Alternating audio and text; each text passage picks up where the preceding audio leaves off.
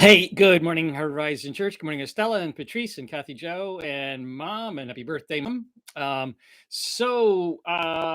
wanted to. This is my pretend dragon. My Donna's fish that I use as a dragon. I talked about it on Sunday a little bit, and talked about the kids at the Lehigh Christian Academy where I was last week to do a chapel service for the kids, and I know that I have talked about this several times, this Christmas story from Revelation chapter 12.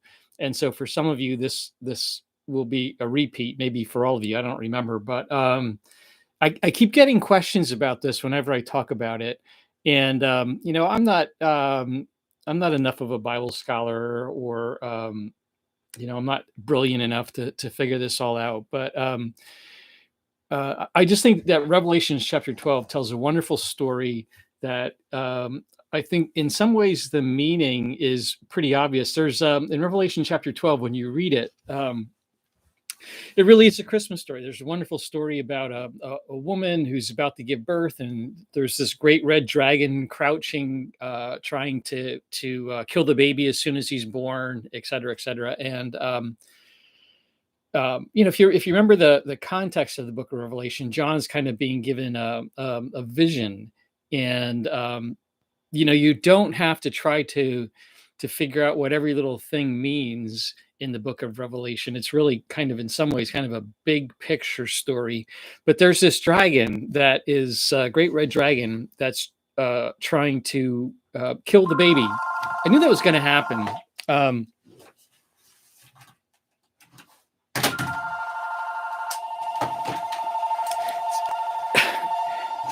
This dragon trying to kill the baby, and when you read through Revelation chapter 12, there's war in heaven, and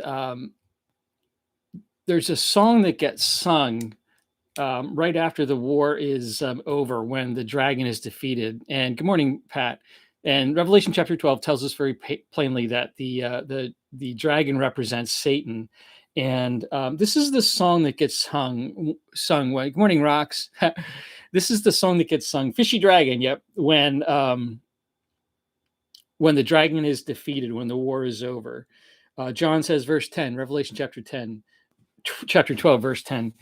John says, "And I heard a loud voice shouting across the heaven, 'It has come at last, salvation and power and the kingdom of our God and the authority of his Christ.'" Listen to this. "For the accuser of our brothers and sisters has been thrown down to earth." At the end of the battle, when Satan is defeated by Michael and his angels, the dragon is kicked out of heaven and thrown down to earth.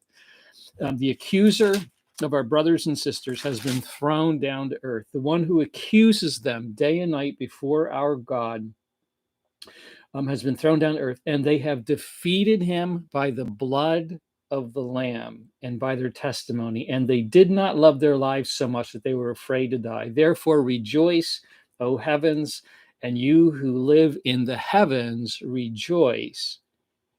But terror will come on earth and the sea, for the devil has come down to you in great anger, knowing that he has little time. So that's the song that gets sung right in the middle of Revelation chapter 12. And Revelation chapter 12, I think, is the chapter that's really in the middle of Revelation, that Hebrew kind of structure. So this chapter is central to the book of Revelation, and that song is central to chapter 12 of the book of Revelation. It's a song about, the victory of Jesus and the victory of God's people over Satan, and he's kicked out of heaven. Therefore, it says, "Rejoice, all of you who are in heaven." But then it also says, terror has come down on earth because the accuser of our brothers and sisters has come down to you. And then later in Revelation chapter 12, verse 17, it talks about the fact that Satan hates the brothers and sisters of the baby who was born. The child of that woman that had a baby, he hates them, and he is pursuing them to make war on them, and he hates them. And the brothers and sisters of that baby would be us. Good morning, Ann. Good morning, Aaron. And so just a quick summary of why this is so important. Satan is called the accuser. uh, several places, but he's called the accuser here in Revelation chapter 12. And if you think about it, we used to tell the story. This is the way I kind of always understood this story growing up. Um, that long before the creation of the world, Satan rebelled and he was kicked out of heaven. And even this morning, I was looking at some commentaries and saw that some commentaries say that God still gives Satan, he still does to this day, he still gives up. This is what some people say. He still gives Satan limited access to heaven. And we have to say that because when you think about the story of Job, for example, if Satan was kicked out of heaven long before the creation of the world, then why is it that Satan has access to God's throne in the book of Job? And what is Satan doing in the opening chapters of Job? What Satan is doing is accusing Job to God. He is saying to God, Job is not who you think he is. If you gave him, Satan is saying, of course, anybody's going to praise you. Anybody's going to be faithful to you when you treat him the way you treat Job. That's what Satan is saying. And then he says, you give him a little bit of trouble and Job will curse you to your face. And God says, no, he won't. But so you have Satan, who is the accuser, and he is accusing God's people to God. And then you have this chapter in Revelation, and it makes sense when you understand this chapter. It makes sense that in the book of Job, that Satan, the accuser, has access to heaven. He hasn't been kicked out yet. But in Revelation chapter 12, you have Satan. I mean, that Jesus Christ is so much the hinge of history that everything changes really with Jesus Christ. So you have this woman about to give birth, the dragon trying to kill the baby. Yeah, I'll give you the name of a couple of commentaries then, Estella. You have the dragon trying to kill the baby. God helps the baby escape and survive, but then it says, then there's war in heaven. And the context of that song is that the war of heaven, there's victory by the blood of the Lamb. That's the victory that Jesus Christ won through his blood, through his death and his resurrection. And it's that victory that wins the battle. That's what we see on earth. In heaven, there's war in heaven, but on earth, what we see is the life and death and resurrection of Jesus Christ. And so the victory's won. And at the final victory, the accuser is thrown out of heaven. He does not have access to heaven anymore. That's what it says as plainly as it can in Revelation chapter 12. He is thrown out of heaven. Therefore, heaven rejoices.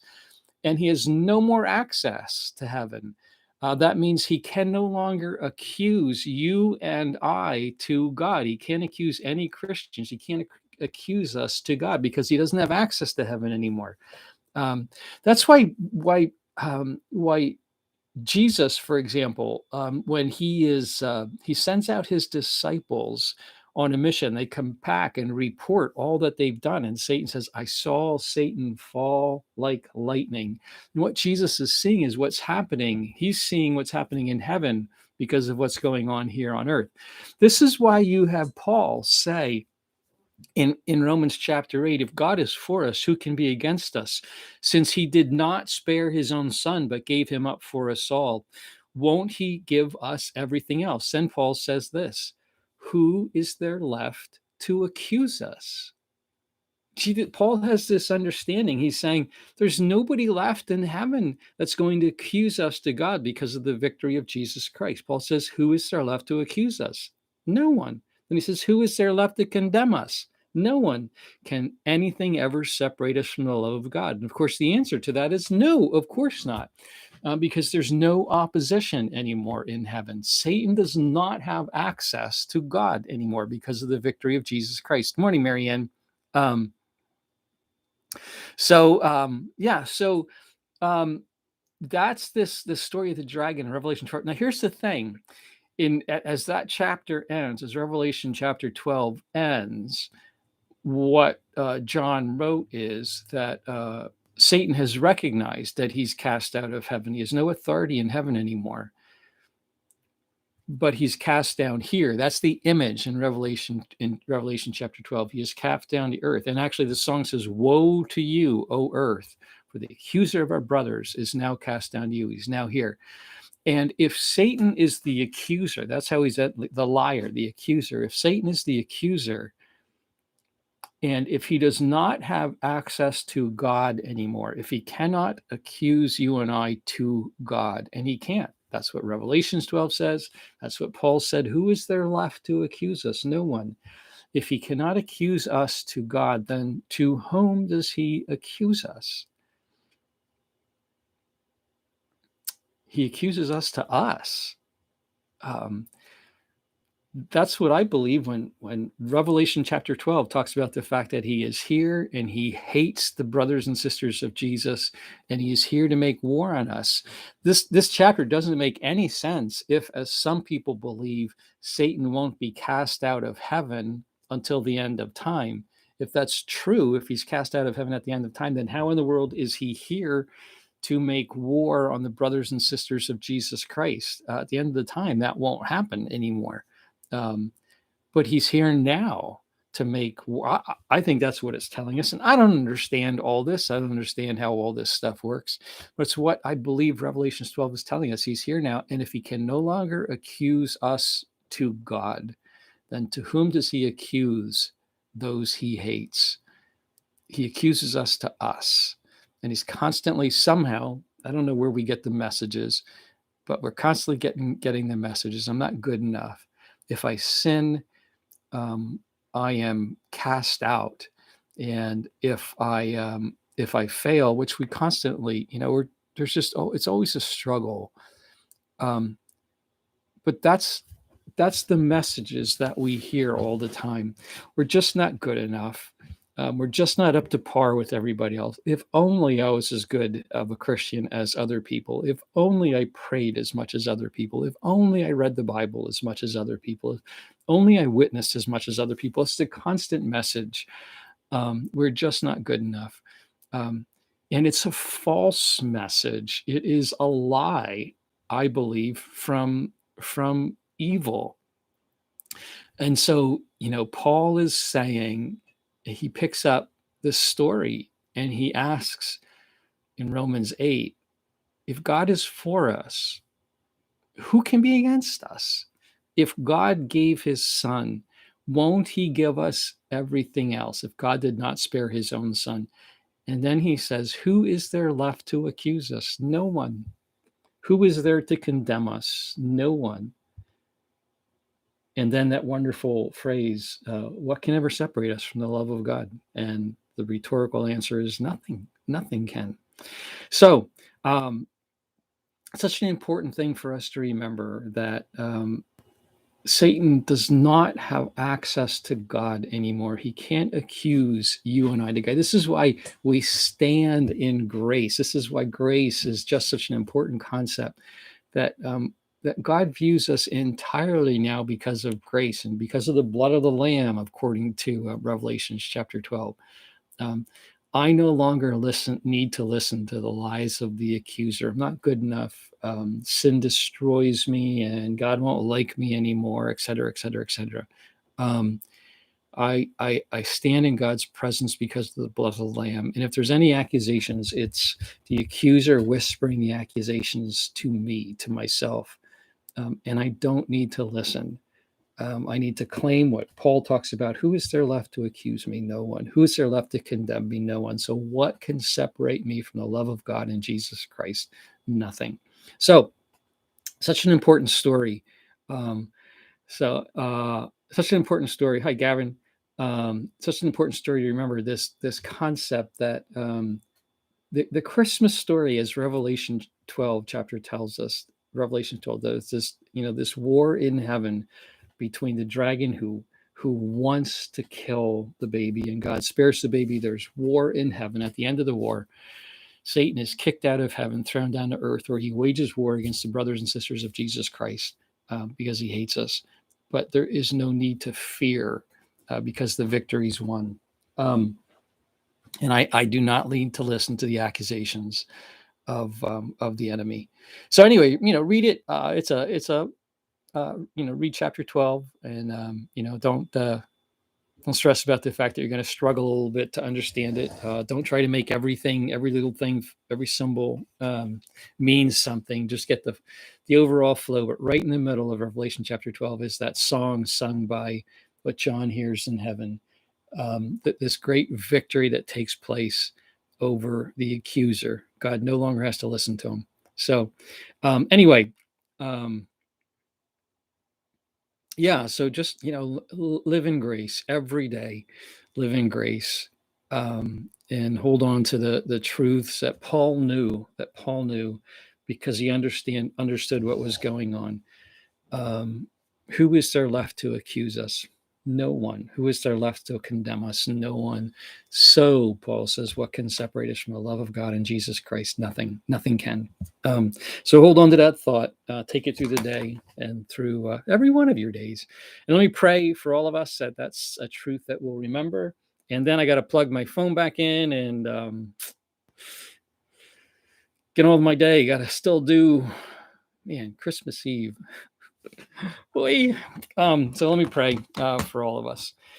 God, thank you for this day. Thank you for your word and how your word reveals truth to us.